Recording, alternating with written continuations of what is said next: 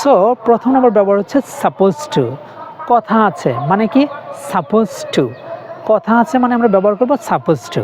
এখন বাক্য কিভাবে তৈরি করব, যেমন আমি যদি বলি আমার যাবার কথা আছে, তাহলে আমি বলবো I am suppose to go, আমার যাবার কথা আছে।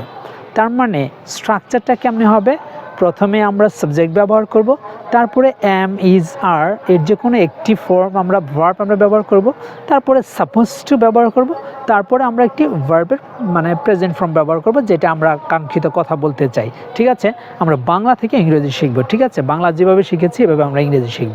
সো আমরা স্ট্রাকচার জানলাম। এবার আমি যদি বলতে চাই যে সে আসার কথা আছে, তাহলে he or she is suppose to come, সে আসার কথা আছে।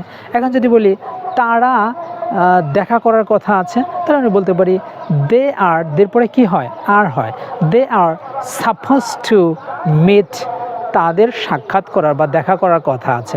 এখন যদি বলি আমার কাজটি করার কথা আছে, তাহলে আমি বলতে পারি আই পরে কী হয় am, exactly I am suppose to do the work, আমার কাজটি করার কথা আছে, তাই না? এখন আমরা শিখব